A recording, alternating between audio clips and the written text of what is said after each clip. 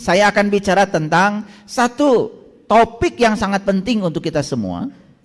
Topiknya adalah hari pembalasan itu pasti. Kenapa topik ini penting untuk dibahas? Hasil akhir dari kajian kita, harapan saya adalah ini. Yang pertama, kalau paham bahwa hari pembalasan itu pasti, yang pertama akan menimbulkan kewaspadaan terhadap segala perilaku. Kita bisa mengontrol pikiran kita, kata-kata kita, tindakan kita. Bisa mengontrol. Yang kedua, harapan saya bisa mempertimbangkan sebaik mungkin kata-kata yang diucapkan. Karena kata itu doa. Apalagi ketika kata yang diucapkan, produk pikiran ini dibantu oleh rasa yang kuat. Hati-hati. Itu bisa menjadi kenyataan. Yang ketiga, harapan saya kita bisa bertimbang cipta sebelum bertindak. Mikir 2 kali. Yang keempat, harapan saya kita bisa punya karakter merasa sebelum terasa. Terasa sebelum merasa. Kalau orang datang ke rumah kita, jangan ditunggu mereka mengatakan kebutuhannya.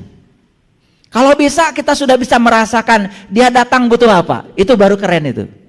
Baru benar itu ngajinya itu. Kita udah mereka ngungkapkan kebutuhan malah dimaki-maki. Seragamnya sih 7 seminggu.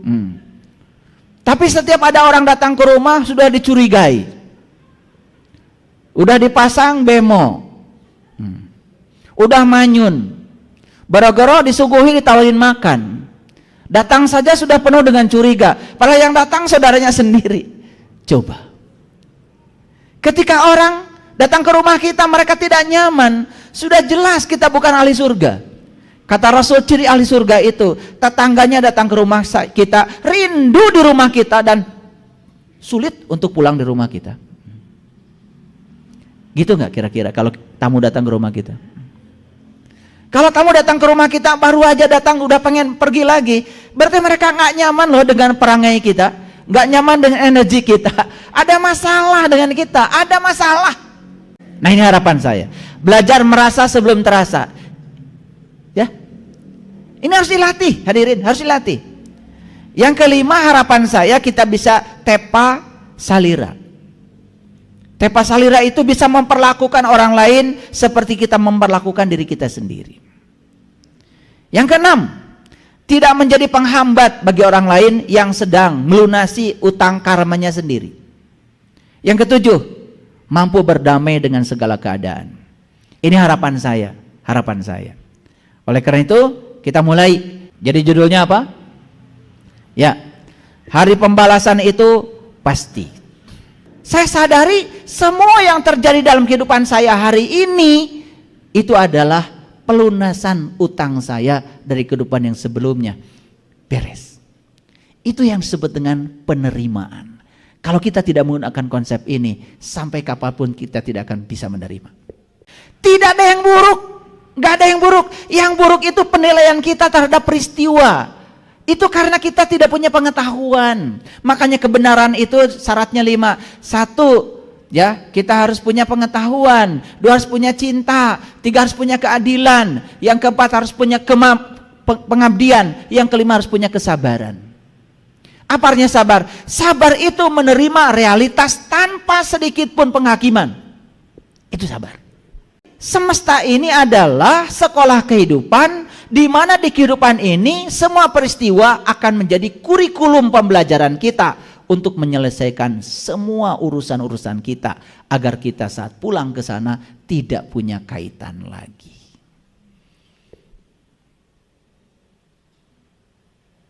Kalau sudut pandang kita seperti ini dipakai, apa yang terjadi? Cara penerimaan kita terhadap apapun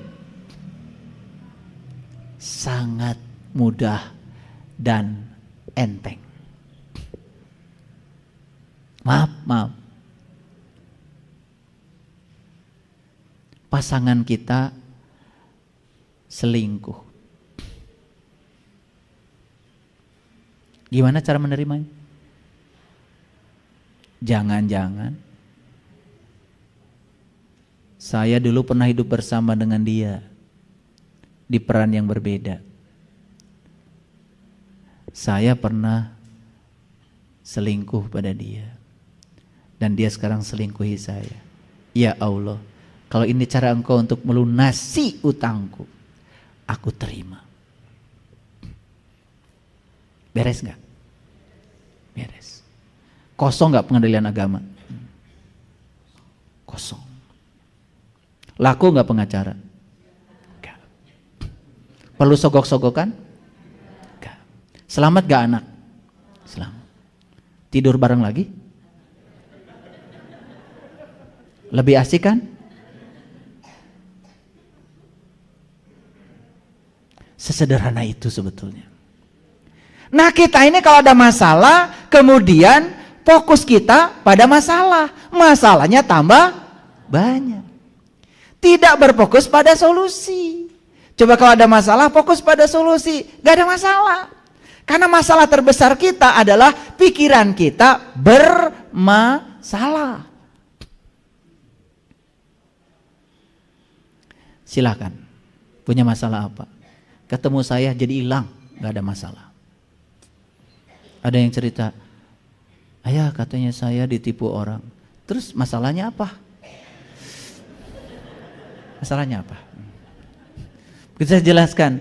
Tidak mungkin di alam ini ada namanya hukum tarik menarik, aksi reaksi. Tidak mungkin dia datang tiba-tiba menipu kamu kalau tidak ditarik oleh datamu sendiri. Datamu yang telah menarik. Kenapa orang itu yang hadir kepada kamu bukan orang yang lain? Tidak mungkin kalau tidak ada ikatan karma. Gak mungkin bisa menipu kamu. Gak mungkin. Oh, jadi dia diutus oleh semesta untuk melunasi utang. Yes. Sekarang masalahnya apa? Gak ada. Nah, yang bermasalah itu pikiranmu. Betul apa tidak? Sesederhana itu sebetulnya. Itu namanya menyelesaikan masalah berbasis solusi. Oke, supaya ngajinya benar pakai ayat. Karena kalau nggak pakai ayat nanti disangka saya ngarang. Yuk kita baca ayat ini, ya. Auzubillahi minasyaitonirrajim. Bismillahirrahmanirrahim. Ini surat Yunus, surat ke-10 ayat yang keempat. Ilaihi marji'ukum jami'a. Kepada Allah lah semuanya akan kembali. Semuanya akan kembali pada Allah. Ilaihi marji'ukum jami'a. Semua akan kembali kepada Allah. Tetapi cara kembalinya, waktu kembalinya itu yang berbeda. Tergantung kapan kita mau balik. Allah sudah jelas mengatakan, aku ya tidak bisa disentuh kecuali orang-orang yang suci. La yamassu ilal mutahharun. Jadi kalau ingin kembali kepada yang maha suci, syaratnya harus suci. Sudah tahu cara menyucikan diri? Sederhana kok. Terima semua kenyataan hidup apa adanya. Dan yakini itu adalah semesta sedang menyucikan diri kita dengan caranya sendiri. Suci langsung.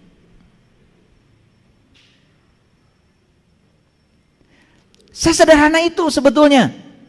Ya. Yuk, kita baca bahasa Indonesianya aja karena takut nggak ngerti bahasa Arab. Hanya kepada Allah lah kamu semuanya akan dikembalikan. Setuju? Setuju? Mau kembali pada Allah? Mau.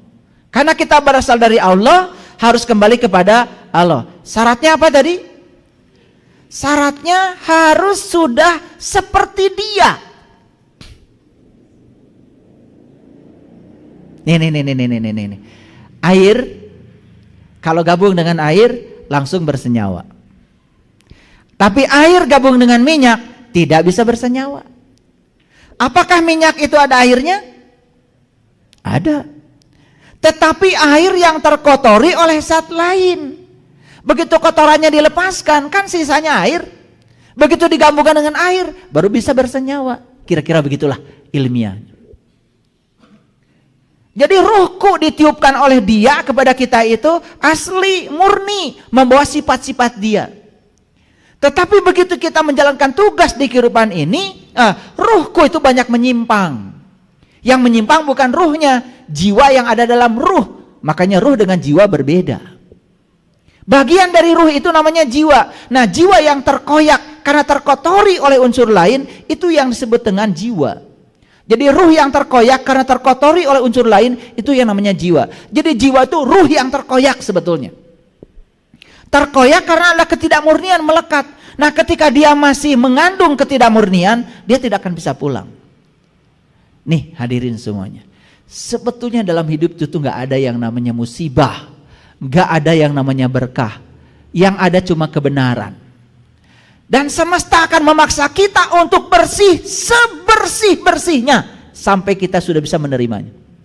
Saksikan saya. Semua kejadian akan datang berulang-ulang kepada kita sampai kita bisa tulus ikhlas menerimanya. Sebelum kita menerimanya akan datang lagi. Makanya kita sering mengalami kejadian yang sama kok berulang-ulang. Sederhana pesannya, karena kamu belum menerima. Setelah menerima, selesai kejadian itu, diganti kejadian lain, bukan berarti selesai. Enak aja. Karena yang namanya jiwa ini harus terus mengalami peningkatan kedewasaan. Untuk meningkat kedewasaannya agar menjadi seperti dia lagi, maka dikuatkan, didewasakan, dilembutkan, disabarkan, diluaskan, dilapangkan, gitu. Tidak ada upaya semesta yang buruk. Cuman kita tidak punya pengetahuan melihat itu seakan-akan keburukan.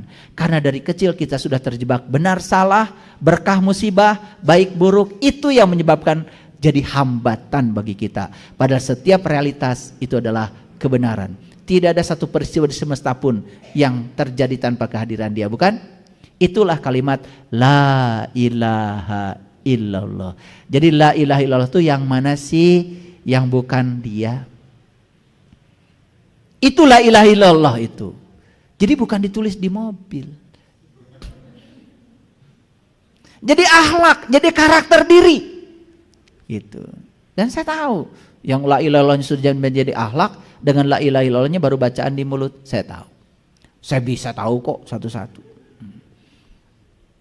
Nah, sebagai janji yang benar daripada Allah, sesungguhnya Allah menciptakan makhluk pada permulaannya, kemudian mengulanginya kembali.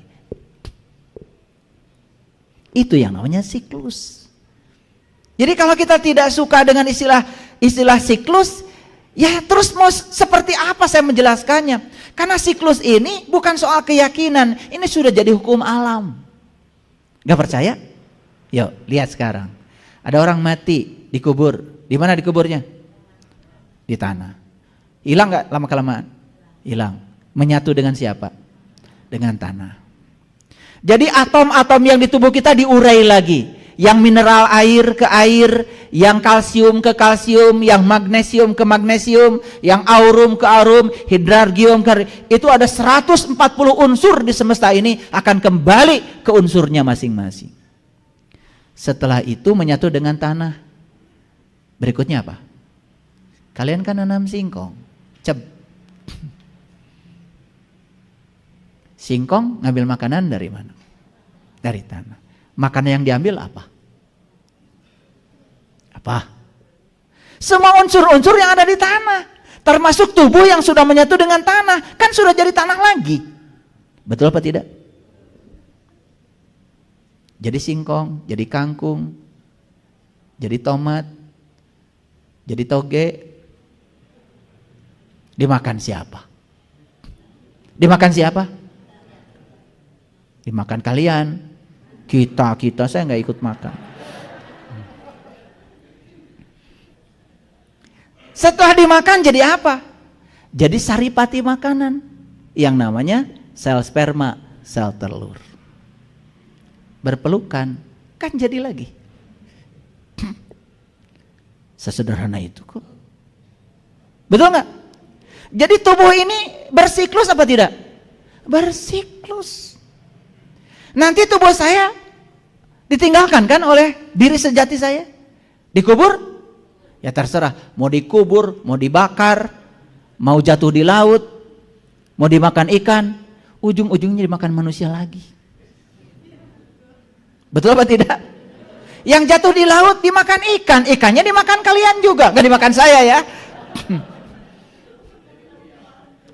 Itu siklus. Jadi yang bersifat materi saja bersiklus, apalagi yang bersifat ruhani, karena dia abadi. Untuk menjalankan kehidupan kan perlu tubuh. Kan saya bilang tadi, kalian nyubit di mana? Di sini. Kalian dicubit di mana? Enak kalian dicubit udah nggak punya tubuh. Nggak kerasa dong. Itu bukan hari pembalasan itu. Hari pembalasan itu harus sama dan setimpal.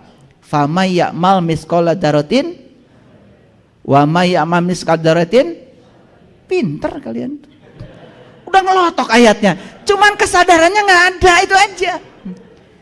Kalau sudah sadar ayat itu, atuh berhenti bikin sebab buruk, berkata yang buruk, menciptakan perilaku yang buruk. Mani resep eta amak teh. Sudah jadi hobi, dikit-dikit nyolot, dikit-dikit marah. Anak disebut salah oleh kita marah. Ya Allah. Anak itu sedang belajar, tamu agung yang datang ke semesta untuk dihormati oleh kita. Siapa tahu yang sebut anak kita hari ini adalah leluhur kita, yang sedang mengambil kebaikan dari kita. Makanya kan doanya juga Allahumma gfirli wali walidayya warhamhuma kama rabbaini shaghira. Ya Allah, ampunilah aku dan dosa kedua orang tua. Sayangi beliau sebagaimana beliau menyayangi aku waktu aku kecil. Waktu kecil kita disayangi mereka, mereka kecil disayangi kita. Hati-hati, yang disebut anak cucu kita tuh siapa? Kan buah mah tidak akan jatuh jauh dari pohonnya. Makanya akan bersiklus di situ-situ terus sampai selesai utangnya. Makanya ayat ini mengatakan, coba lihat ya. Sesungguhnya Allah menciptakan makhluk pada permulaannya, kemudian mengulanginya kembali. Ini ayatnya jelas. Agar dia memberi pembalasan kepada orang-orang yang beriman dan mengerjakan amal soleh dengan adil. Jadi untuk memberikan pembalasan diciptakan kembali, diulang kembali siklusnya. Kalau hari ini, mohon maaf, ada yang hari ini berlimpah aja, kerja sedikit saja duitnya banyak. Itu karena karma baikmu. Jangan-jangan dulu kamu senangnya berbagi. Makanya kalau guru saya mengajarkan, kalau kamu ingin masa depanmu gemilang, penuh dengan kebahagiaan, satu, perbanyak kebaikan hari ini. Karena kalau hari ini kamu berbuat baik, maka karma baik tidak akan pernah hilang kemanapun. Karena semua pemberianmu tidak ada buat orang lain, kecuali buat kamu sendiri. Makanya saya kalau ada orang mau diberi oleh saya ucapkan terima kasih. Terima kasih mau menerima pemberian saya. Saya tidak paksa orang lain harus berterima kasih pada saya. Karena apa? Kalau tidak ada orang yang mau diberi, saya juga tidak punya kebaikan. Makanya coba belajar mengajarkan berterima kasih pada diri kita. Jangan paksa orang lain yang kita beri berterima kasih pada kita. Kita berterima kasih pada mereka. Terima kasih ya sudah datang mengambil pemberian saya. Kalau tidak ada kalian, saya tidak bisa berbuat kebaikan. Sebanyak apapun harta saya tidak bisa berbuat kebaikan. Dan saya tidak bisa menitipkan kebaikan saya pada kalian. Jadi sebetulnya ketika kita memberikan kebaikan gitu, kita sedang menitipkan kebaikan kita di surga. Dan itu akan kembali dalam bentuk kebaikan. Maaf ya, ada orang yang hari ini susah sekali. Ya, cari uang susah. Orang yang ngasih nggak ada, maaf ya, mungkin kamu pernah jadi orang kaya di kehidupan yang dulu, tapi pelitnya auzubillah. Kalau dipahami seperti itu, semua itu menjadi gampang. Oh, ya sudah, sekarang saya akan bangkit, saya akan melakukan kebaikan walaupun saya tidak punya sedikit, terus melakukan kebaikan. Ternyata memberi pada saat kita tidak punya jauh lebih mulia daripada kita memberi saat kita sedang berkelebihan. Memberi saat kita berkelebihan biasa karena kita sedang berkelebihan. Tapi kita punya ngansak itu nak. Ada orang yang butuh dikasih sama orang lain. Percaya sama saya. Itu pemberian bukan untuk siapa-siapa kecuali untuk diri kita sendiri. Yuk sekarang kita yakini tidak ada pemberian buat orang lain, karena semua pemberian adalah tabungan buat kita sendiri. Paham ya? Itu pembelajarannya, ya.